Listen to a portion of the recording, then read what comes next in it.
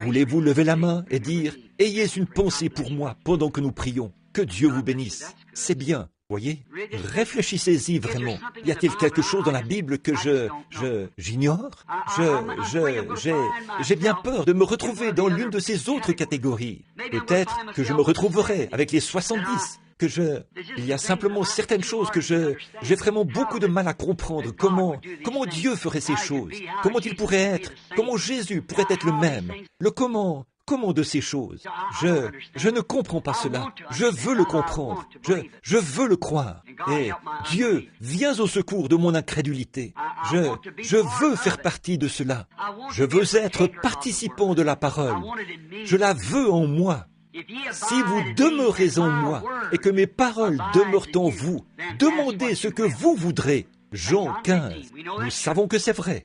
Regardez, si vous demeurez, pas si vous êtes en dedans et en dehors, en dedans et en dehors, mais si vous demeurez en moi, et il est la parole, et qu'elle demeure en vous, demandez ce que vous voudrez, et cela vous sera donné. Vous le verrez s'accomplir.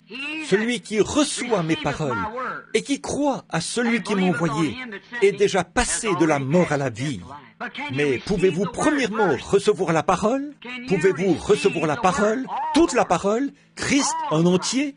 Christ est la parole ointe. Il est la parole ointe. Christ veut dire le oint, la parole ointe pour ce jour-là. Manifesté, le Sauveur, le Rédempteur. Ça, c'est le moment où il devait venir. Il était cette personne ointe qui devait prendre cette place-là. Maintenant, c'est le Saint-Esprit dans les derniers jours qui doit faire briller les lumières du soir afin de rétablir la foi qui était foulée aux pieds par les dénominations, de condamner les dénominations et faire revenir la foi originelle avec la foi biblique originelle.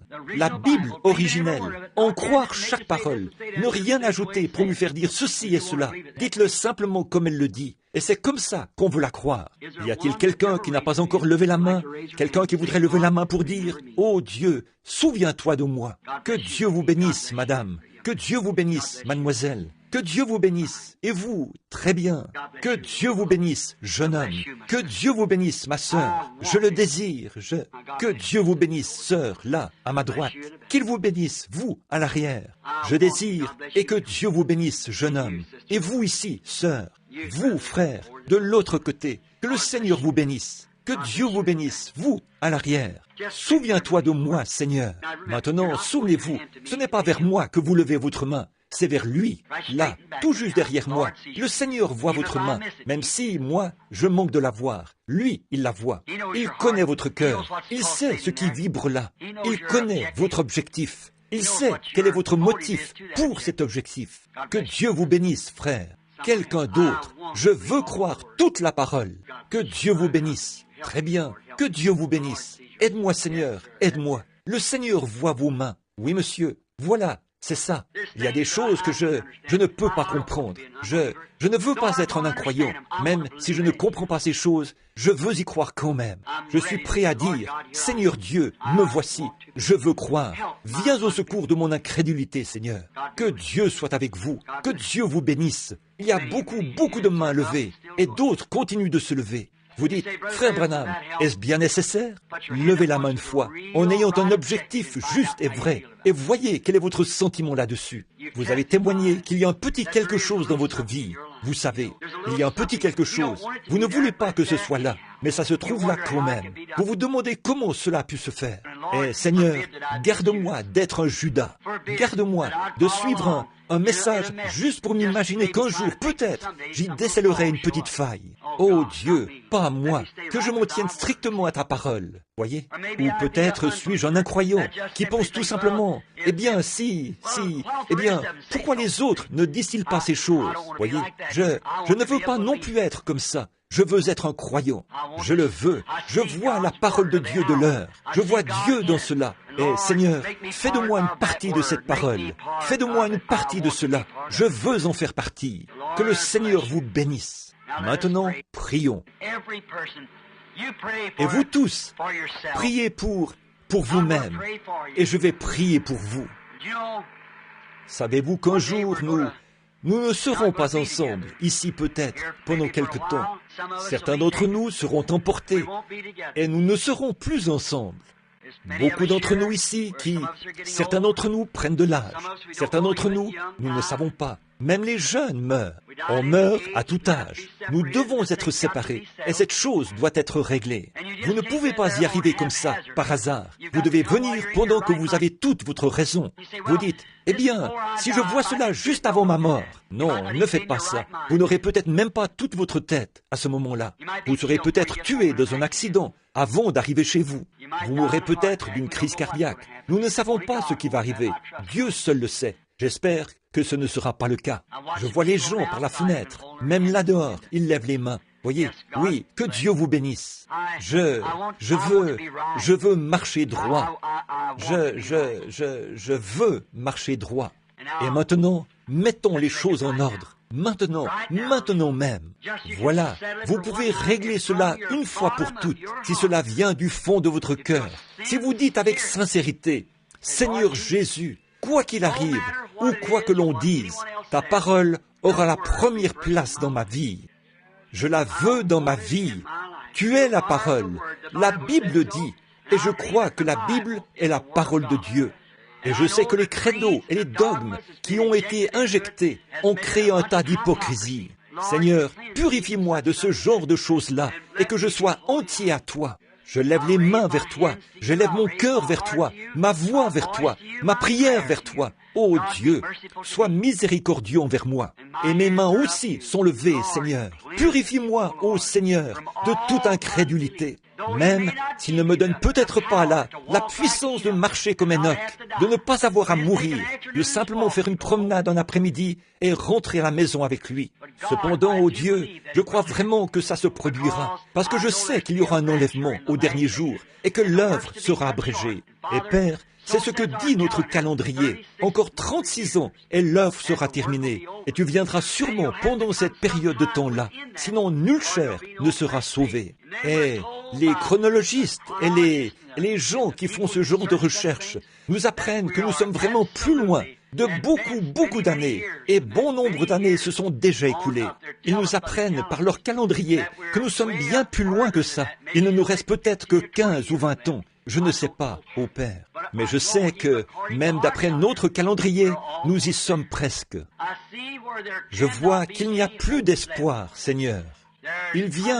S'ils se mettent à lâcher ces bombes, les uns sur les autres, Seigneur, il n'y aura pas de front de bataille.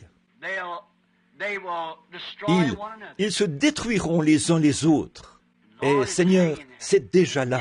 Et pourtant la Bible déclare que les cieux et la terre tout entiers seront enflammés. Oh Dieu, je vois cette heure approcher. Je pense à l'assassinat du président. Et alors je vois cet autre homme malveillant s'avancer là, sans laisser à cet homme-là la possibilité d'être jugé. Il lui a tiré dessus et l'a abattu de sang-froid. Oh Dieu, ils sont tout aussi coupables l'un comme l'autre. Ils n'avaient pas le droit de faire ça. Le mal dans notre propre nation, qui est censée être une nation chrétienne. Quel piètre exemple du chrétien nous sommes, Seigneur. Pardonne-nous nos péchés, Seigneur. Aide-nous, ô Dieu, ton Église en particulier, ceux qui sont baptisés pour former le corps mystique de Christ. En effet, c'est l'Esprit qui vivifie, tu l'as dit. Et de même que le Fils de l'homme est monté, son corps aussi montera. Et il est la tête, son Église est le corps. Ô Dieu, c'est la tête qui dirige le corps. Que le chef, la parole, guide le corps de Christ. Et que je sois une partie de ce corps, Seigneur. Je prie pour ceux qui ont levé les mains, et tous ceux qui sont présents, et tous ceux qui suivront les bondes. Seigneur Dieu, je prie avec sincérité. Accepte-les, Seigneur. Regarde à leur cœur. Tu sais ce qu'ils sont. Mais, en tant que ton serviteur, j'intercède pour ces gens, Seigneur. Je les aime. Je les aime. Et j'essaie simplement de faire ceci parce que je considère que tu m'as donné la commission de le faire. Ainsi, Père, me voici. Je fais de mon mieux avec.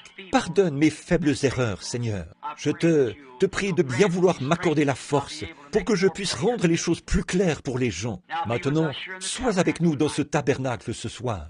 Abaisse ton regard sur ces gens, Seigneur, ceux qui ont levé les mains dans le tabernacle.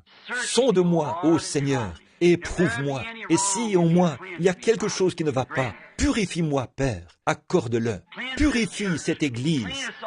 Purifie-nous tous, Seigneur, afin que la parole devienne chair parmi nous et qu'elle se révèle au monde en ce jour-ci. Accorde-le, Père, car je remets ceci, ainsi que moi-même et ce sujet, cet auditoire, ainsi que ta parole et ta promesse, pour le salut de nos âmes, au nom de Jésus-Christ. Accorde-le, Seigneur, que la puissance de Dieu descende sur nous et nous loigne, chacun de nous, du pasteur au concierge et chaque personne présente. Que le Saint-Esprit vienne et prenne sa place dans notre cœur, et qu'il prenne chaque promesse de Dieu et nous révèle que ta parole est la vérité. C'est au nom de Jésus que je prie. Et pendant que nous avons la tête inclinée, la voix, j'aimerais que l'organiste, si elle le veut bien, nous donne la note pour ce chant. La voix du Seigneur m'appelle. Où il me conduira, j'irai. Où il me conduira, j'irai. Du Seigneur m'appelle. Qu'est-il? La parole. La voix du Seigneur m'appelle.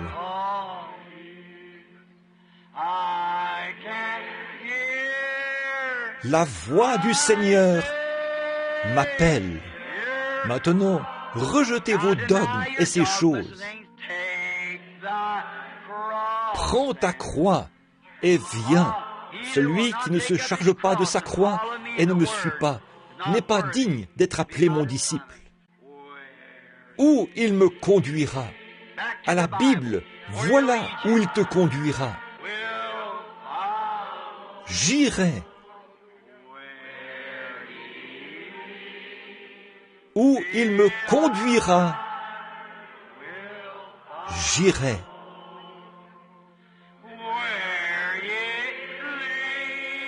Où il me conduira, j'irai. Que ce soit vers le baptistère, en son nom, que ce soit vers l'autel, pour me débarrasser de ma honte, jusqu'au bout.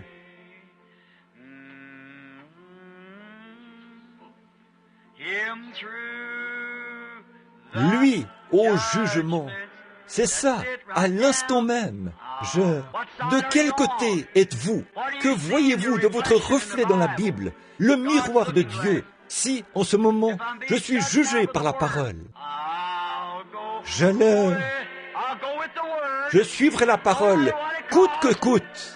Je passe maintenant par les jugements de Dieu. Si je dois choisir un des camps, fais de moi un croyant en toute la parole. Avec lui, jusqu'au bout. Car où il me conduira,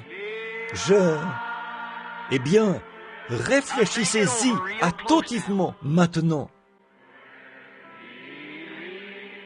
Il me conduira.